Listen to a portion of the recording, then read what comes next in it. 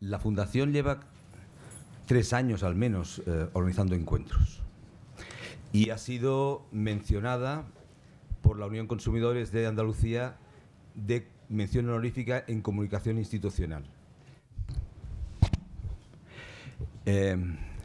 Y ya, sin más, quería presentar al doctor Benito de las Heras. A mí me llama la atención, uno, lo sugerente que es el título de su ponencia, Diabetes tipo 2, la enfermedad silenciosa, y después el bagaje docente que tiene. Es doctor en bioquímica de la Universidad Autónoma de Madrid y catedrático de bioquímica y biología molecular de la Universidad Complutense de Madrid. Y en sus ratos libres da clases en la Escuela de Medicina de Harvard. ¿Es así? Así es. En perfecto inglés, me imagino. Va muy bien. Luego, para la línea de investigación que él lidera, es investigador principal en el grupo de investigación de diabetes y cardiovascular del Centro de Investigación Biomédica en Red de Diabetes y Enfermedades Metabólicas Asociadas, y también del Hospital Clínico de Madrid. Entonces, yo creo que estamos reuniendo un elenco de profesionales que cumplen con el objetivo que nos planteábamos en el encuentro, que es acercar la investigación, el estado de la investigación en la mejora de nuestra calidad de vida.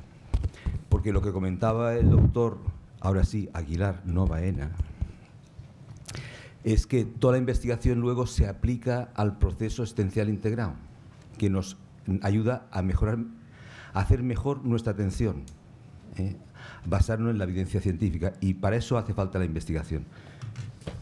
Muchas gracias. Manolo, muchas gracias. Bueno, es un placer estar aquí con todos ustedes. Lo que no dice mi currículum, y debería decirlo en primer lugar, es nacido en Antequera, Málaga. Esto es muy importante, muy importante. Pero desgraciadamente yo no he podido ser profeta en mi tierra.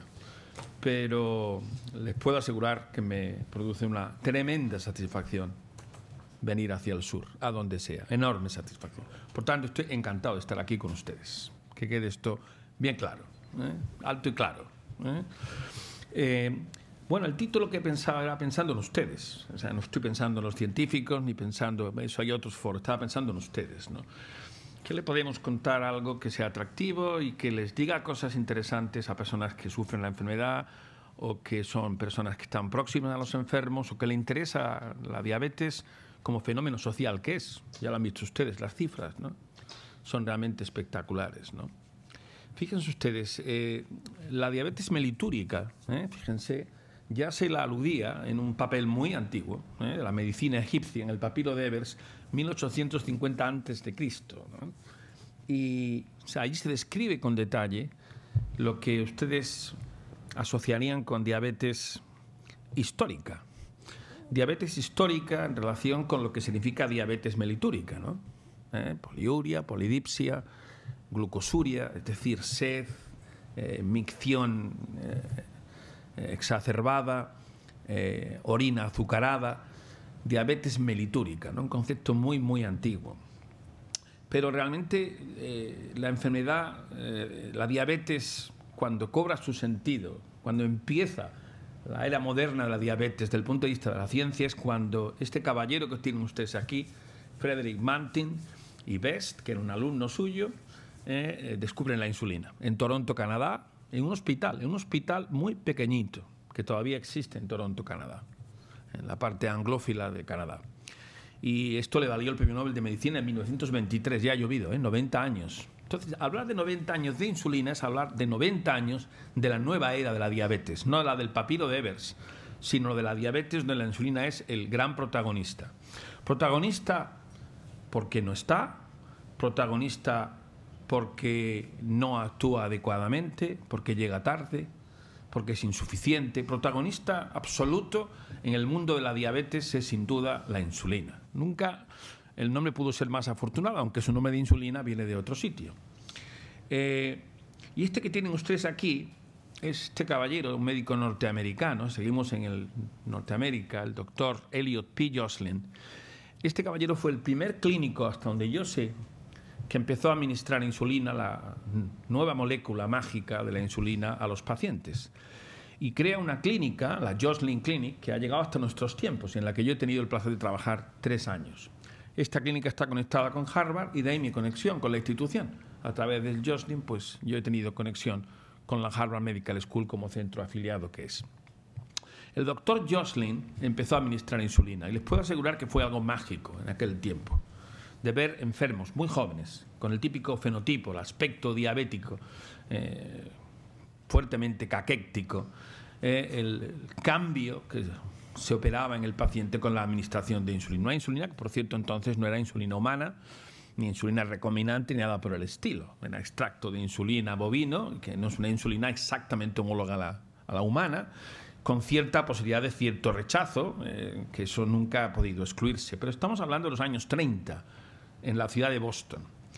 Y ya el doctor Joslin se plantea que esto que tienen ustedes aquí, que era el temor de los temores, el coma cetoacidótico, asociado a, le decía a uno de ustedes, no se preocupe que yo hablaré algo de diabetes tipo 1, aunque no estoy centrado específicamente en él, porque yo no soy experto en diabetes, yo no soy experto en estados autoinmunes.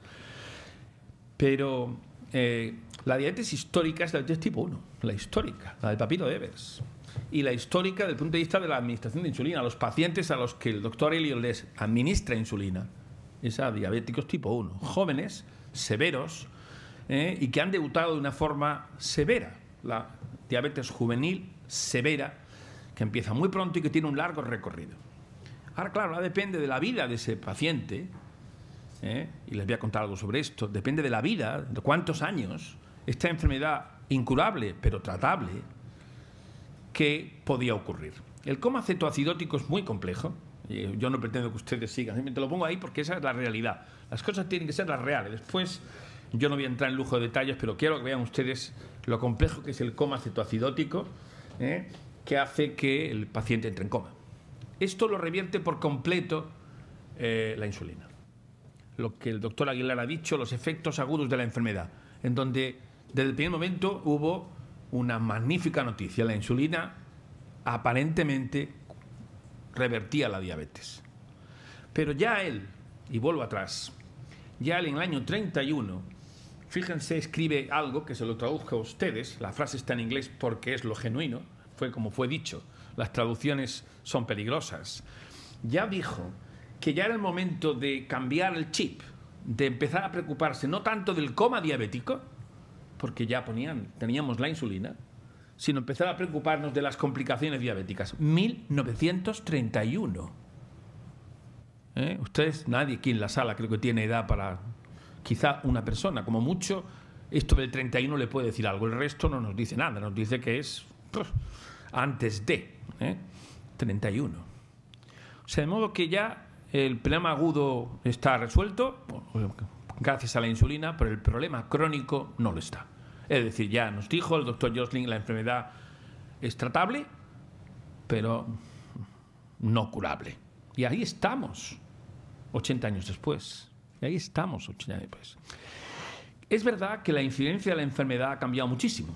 Y es verdad que la diabetes ha irrumpido con una fuerza extraordinaria. ¿Pero por qué ha irrumpido? ¿Porque el número de diabéticos tipo 1 se ha disparado por 50, por 1000? ¿Es eso lo que ha pasado? ¿Es que ya tantísimos enfermos?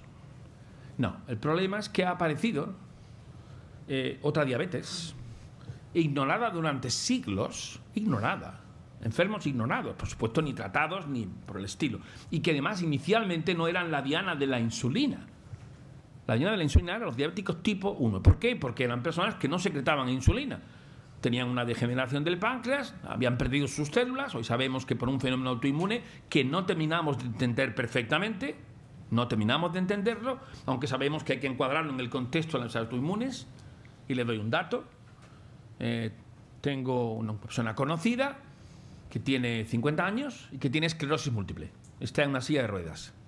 Y su hijo, estudiante de medicina, a los 18 años debutó como diabético tipo 1. Es decir, inmediatamente tuvo que debutar administrándose la insulina. Debuta de la enfermedad. Es decir, un padre con una enfermedad autoinmune tiene un hijo con otra enfermedad autoinmune. Es que esto se hereda, yo no me atrevería a decir esto, pero lo que sí parece es que el árbol, el tronco de las enfermedades autoinmunes es común. Y lo que nos falla por entender, y no voy a hablar más de tipo 1, es la tejido especificidad, la especificidad tisular.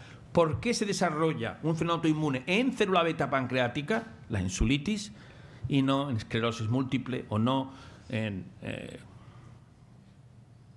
otro tipo de enfermedades?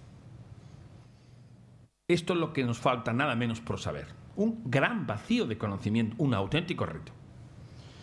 Por tanto, la irrupción de la diabetes como fenómeno de masas, como epidemia, no se debe a la diabetes tipo 1. Se debe a la aparición de otro tipo de enfermos para los que se definió, como tienen ustedes en pantalla, un concepto clínico. Esto es un concepto clínico. Los clínicos definen una situación. Y es que hay enfermos donde se produce un fallo sistémico de la insulina en los tejidos diana, que son los tejidos más importantes, los mayoritarios, imagínense el hígado, el tejido adiposo, el tejido muscular y otros, pero esos que son, digamos, la punta del iceberg. Y se produce un fenómeno compensatorio por parte del páncreas. El páncreas es capaz de secretar insulina, alcanzando estos niveles de insulina, niveles suprafisiológicos. Es decir, un concepto completamente distinto. Frente a la carencia de insulina de enfermos que necesitaban administrar insulina y cuyo coma era revertido, evitado, tratado, curado, aparecen enfermos con resistencia a insulina. ¿Qué enfermos son estos? Pues estos son los enfermos de diabetes tipo 2, que, fíjense ustedes qué prevalencia. Bueno, podemos hablar de 7% diagnosticados, otros 7% por diagnosticar, sumado le sale el 15% que ha dado el doctor Aguilar, las cifras son estas. Son estudios muy recientes. El estudio en toda España, realizado en colaboración entre la Asociación Española de Diabetes y el Ciberden, dirigidos por nuestro querido compañero el doctor Sorier, del Carlos Ayo de Málaga, otro ilustre andaluz, pues dan estas cifras. 15%, pero es que ahora verán ustedes que la diabetes tipo 2 no camina sola. Este es el tema de la charla, donde no me voy a meterme en camisa de 11 varas, pero es que no camina sola, no camina, como el Liverpool, no camina solo, camina con sus seguidores, pues esta enfermedad camina con otras enfermedades metabólicas y hace que ese 15% se nos queda muy corto, muy corto. La diabetes tipo 2 representa el 90% de los diabéticos. Esto es lo que explica la explosión demográfica y ha sido ignorada durante mucho tiempo. Y curiosamente se da, esta es la paradoja diabética, a estos enfermos inicialmente no les damos insulina, no la necesitan, porque aunque de forma peculiar secretan insulina. Unos enfermos de diabetes que no necesitan inicialmente. Otra cosa es que según evoluciona la enfermedad y según avanza la enfermedad, terminen por necesitar insulina. Por tanto, frente al concepto de joven adulto, frente al concepto de severo, aparentemente una enfermedad no tan severa, pero este concepto ha cambiado por completo.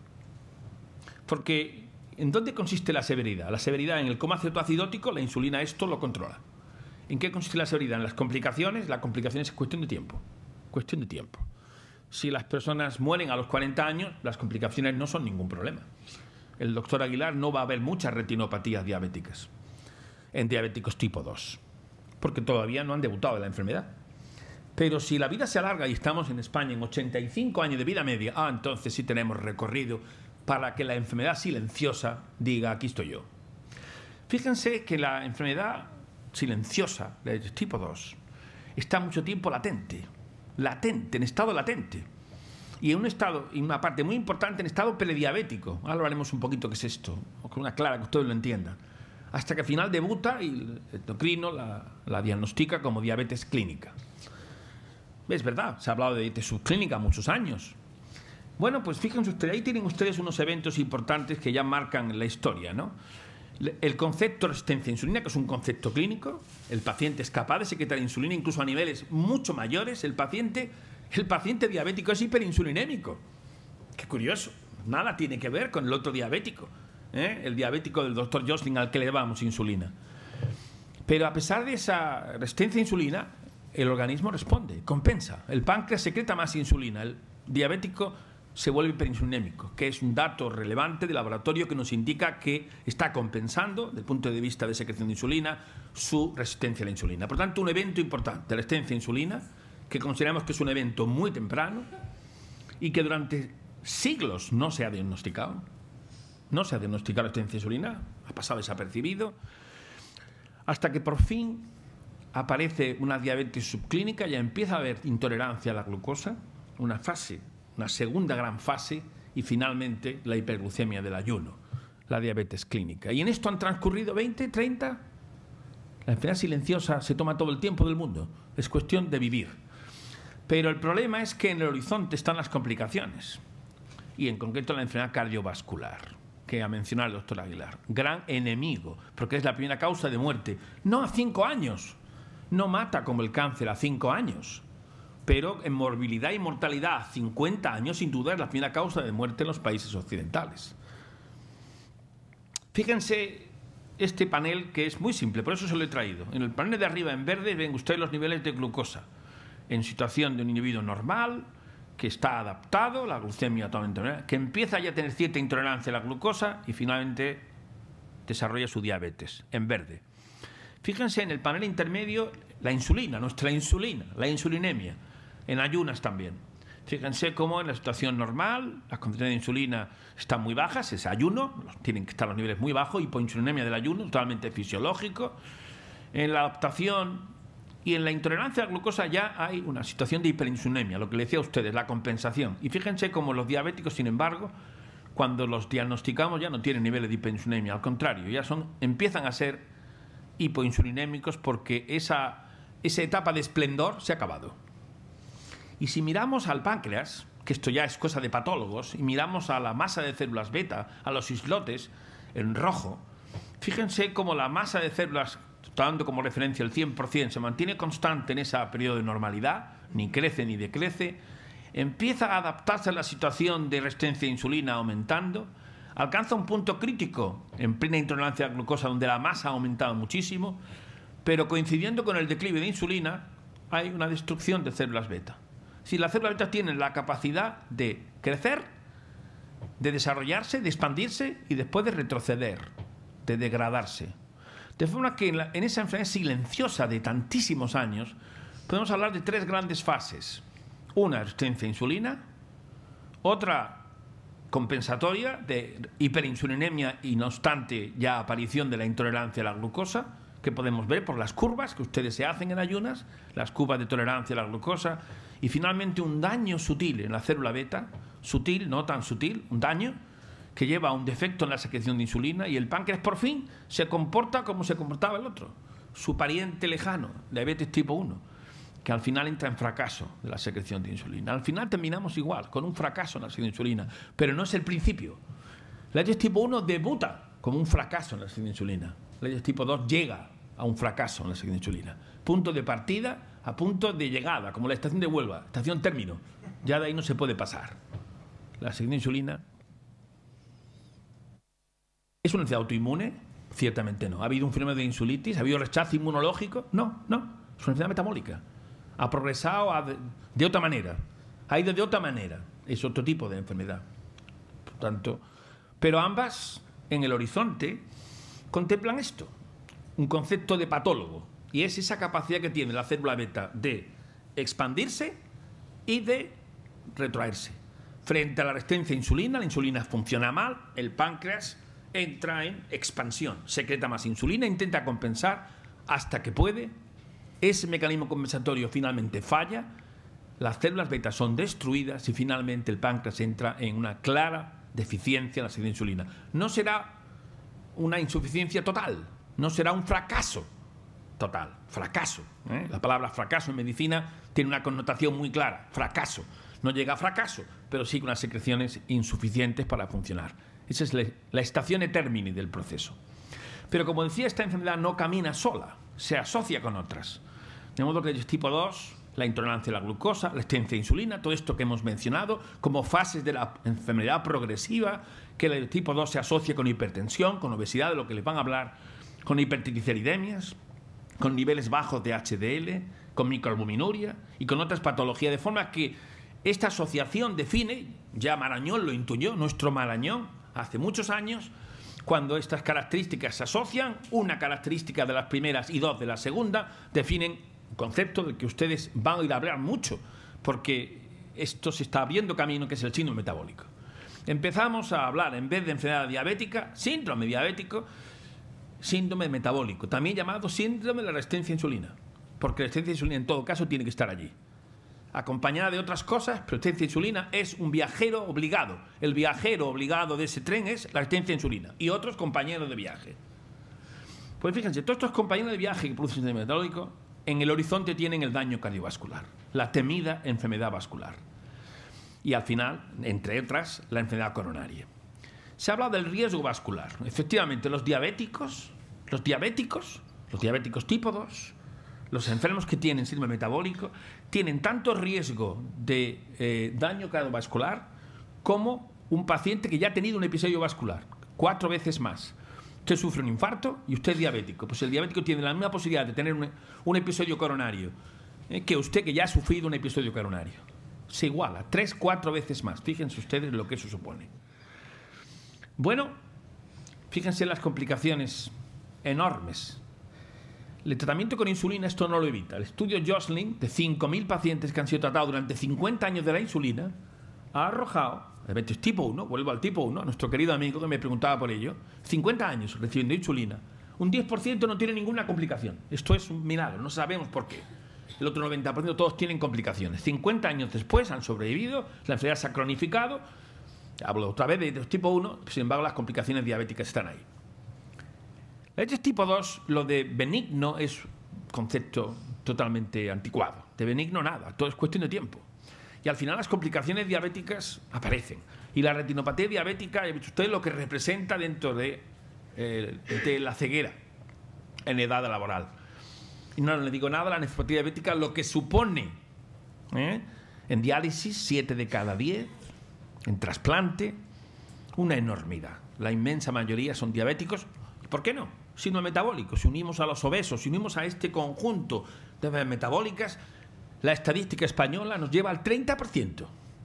Doblamos las cifras que ha dado el doctor Aguilar. 30%. Esto ya no es una epidemia, es una pandemia.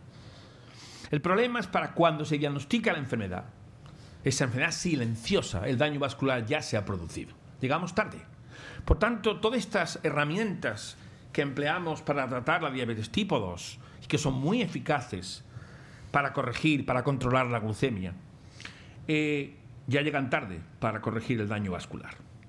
Ha habido muchos avances terapéuticos, no muchos ni pocos, suficientes. No ha habido tantos como en cáncer, pero tampoco se puede decir que no se haya movido ficha. Claro. De modo que fíjense ustedes que atacamos por todos los sitios. Se ataca sobre la base de buscar moléculas que mejoren la secreción de insulina, el GLP-1, por ejemplo, o incluso moléculas que inhiben la degradación del GLP-1, con lo cual mejoran la secreción de insulina. Moléculas que atacan el problema de la resistencia a la insulina, aumentando la sensibilidad a la insulina, moléculas que consiguen aumentar la utilización de la glucosa. Hoy la mezcla, digamos, la combinación terapéutica más eficiente, eficim, creo que le llaman, es la metformina, una biguanida que inhibe la gluconogénesis, que impide que el hígado produzca glucosa. La glucemia es el gran enemigo, la hiperglucemia, el efecto glucotóxico, que afecta a todos los tejidos y que degenera los tejidos y que es el responsable en gran medida, junto con el efecto lipotóxico, del daño micro y macrovascular. Y esta combinación de un inhibidor de una enzima que degrada el GLP-1 más metformina, esta combinación es la que hoy más se utiliza en diabéticos de forma habitual por parte de los endocrinos. O sea que sí que ha habido avances terapéuticos, pero cuando se diagnostica la enfermedad, el daño vascular ya se ha producido. Ya llegamos tarde. Ya hay daño vascular, micro y macrovascular. Y al final, la causa de muerte va a ser esta. Al final, la enfermedad aguda está corregida, tratada, la enfermedad crónica no está tratada, por eso es una enfermedad incurable, por eso es crónica. Y entonces, ¿cuál es, a mi punto de vista, un nuevo paradigma en diabetes tipo 2? Pues un cambio de conducta clínico muy importante. Prevención, prevención, prevención. Aquí se ha hablado. Vamos a detectar pacientes con una ligera retinopatía diabética para que no llegue a ser una enfermedad grave. Eso se llama profilaxis. Bueno, pues efectivamente, total coincidencia con el doctor Aguilar y con su plan, con el plan para Andalucía, que por cierto me parece excelente el uso de la telemedicina, la medicina a distancia. Ya no es una realidad en el archipiélago japonés, también es una realidad en Andalucía. Tomo buena nota. Tomo buena nota. de que este sur, que parece que estamos siempre en candelero a la hora de recibir palos, también estamos en la cabeza en ciertas cosas. Tomo buena nota el proyecto de telemedicina de la retinopatía diabética. Claro que lo tomo. Y muy buena nota. Muy buena nota. Bueno, pues yo abundamos los científicos en esta idea. Diagnóstico precoz. Pero no de la diabetes, de la prediabetes. Hay que anticiparse. Si tratamos diabetes, llegamos tarde. Hay que anticiparse. ¿Anticiparse a qué? Los enfermos tienen resistencia a insulina. El problema ya ha empezado. Sobre todo si hay resistencia a insulina vascular, endotelial. El problema ya ha empezado. Ya hay disfunción endotelial. La puerta ventral al daño vascular ya se ha puesto en marcha. Ya está en marcha el proceso. Llegaremos a tiempo, prevención, profilaxis. Por tanto, tratamiento profiláctico del daño vascular. Este plan de detección precoz de retinopatía diabética es la idea que yo tengo en mente cuando he escrito esta diapositiva. Por tanto, mi felicitación al Servicio Andaluz de Salud de que esto esté en marcha. Esta es la forma de atacar el problema de día. Ya no nos podemos conformar simplemente con manejar al paciente y llevarlo adelante y cronificar su enfermedad. Eso es un logro muy antiguo. En cáncer todavía no se ha conseguido. Se dirá, bueno, esto de cronificar la enfermedad, esto ya es pan nuestro de cada día. No es cierto. En cáncer, la aspiración en cáncer, señoras y señores, es cronificar la enfermedad. Esto en endocrinología, que esta patología repone en el 80% de su consulta, esto ya está logrado. Los enfermos están cronificados. Ahora es combatir el enemigo. Por eso, ustedes saben ya los libros de medicina, las diabetes están como enfermedades cardiovasculares, con todos los merecimientos, ¿cómo no? Ahí tenemos que anticiparnos, ahí tenemos que detectar el tema, tenemos que llegar a tiempo para que la retinopatía diabética no progrese, para que la nefropatía diabética no progrese y el enfermo no llegue a ceguera y ya no podemos hacer nada, y el enfermo no pierda el riñón y tenemos que trasplantar con el esfuerzo que supone el esfuerzo de trasplante, dado que los diabéticos suponen el porcentaje más importante de destino de esos riñones que son precio de oro. Ya se ha dicho aquí, España es líder mundial en trasplantes. Este denostado país, que está todo el día en candelero. Si nos dan a los del sur, no le digo nada a los españoles. Somos unos desastres, no servimos para nada. No es verdad. No es verdad. Perdonen que sean mis últimas palabras, ese derrotismo es falso y tienen ustedes que combatirlo uno a uno, casa a casa, puerta por puerta. No lo podemos tolerar. Ni los andaluces somos lo último de la fila de este país, no lo podemos tolerar. Ni vivimos del cuento chino, no lo podemos tolerar. Ni los españoles no servimos para nada, no lo podemos tolerar. Somos líderes mundiales en trasplantes, líderes en energías renovables y en muchas cosas. Ese anuncio por ahí de cierta marca es un anuncio muy reconfortante, que nos debía recordar a todos nuestra propia autoestima, que es lo último que se puede perder. Señores, muchas gracias y que tengan ustedes buenas tardes.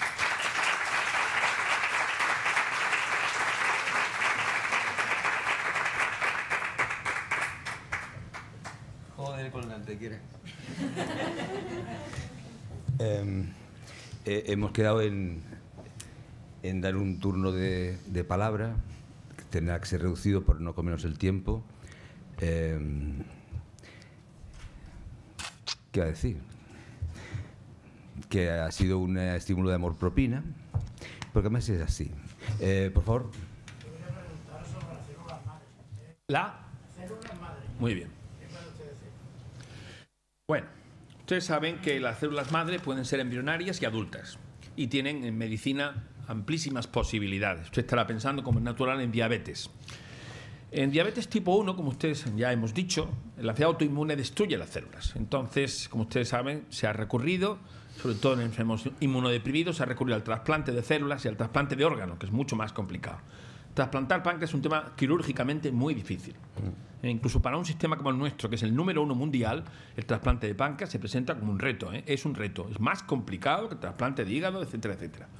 Por tanto, las células madre, por tanto, deben ser una esperanza de que toda esta tecnología no sea necesaria. Ser capaces nosotros de generar células beta para poder implantarse. El problema es que, por definición, en la enfermedad autoinmune hay un rechazo inmunológico, hay una presensibilidad. Y a los hechos me remito.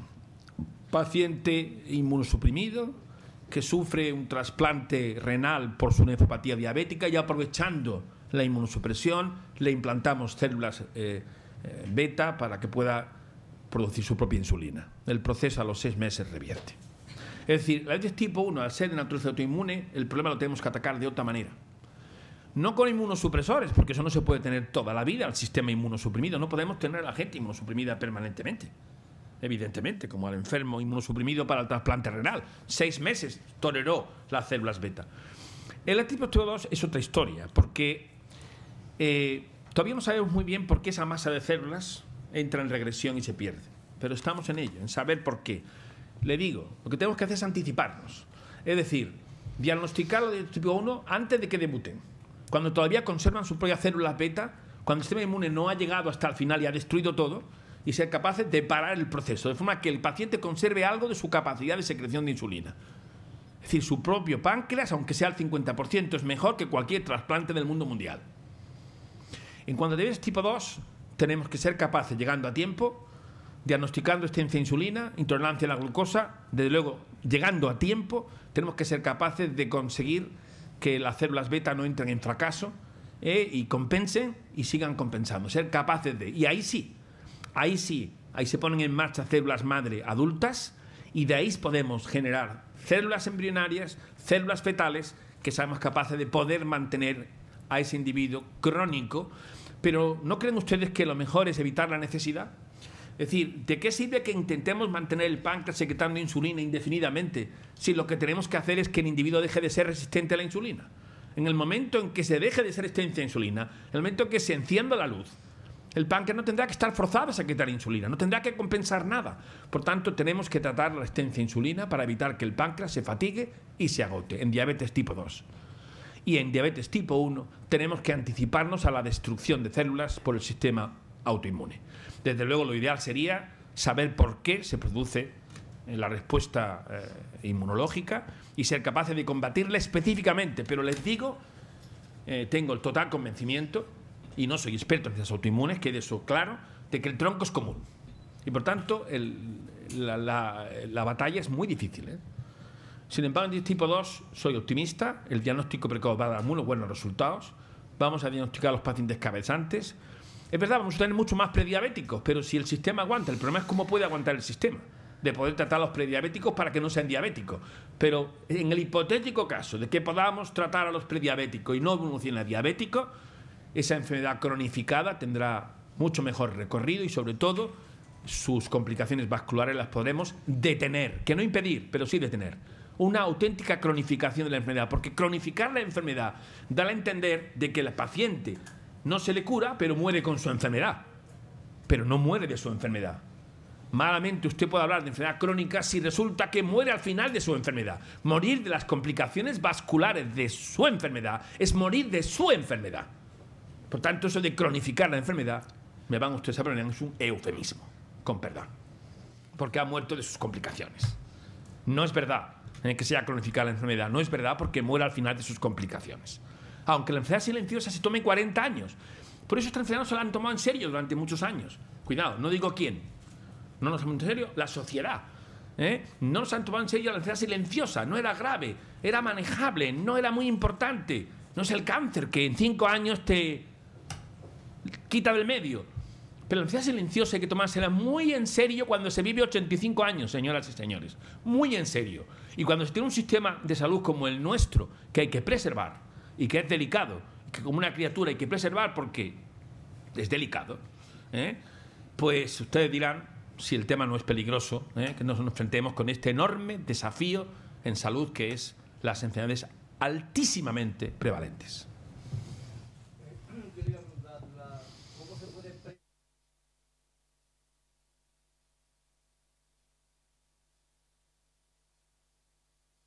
Exacto.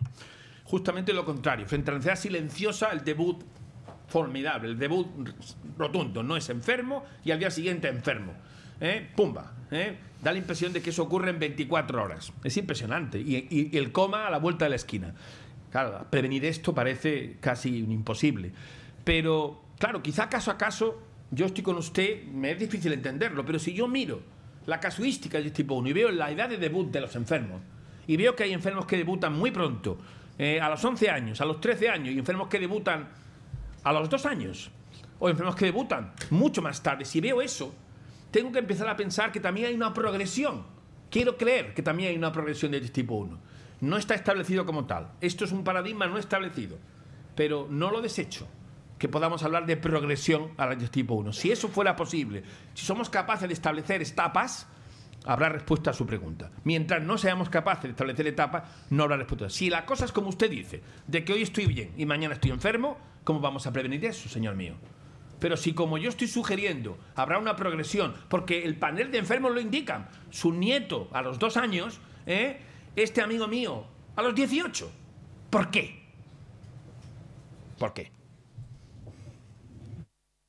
Una más.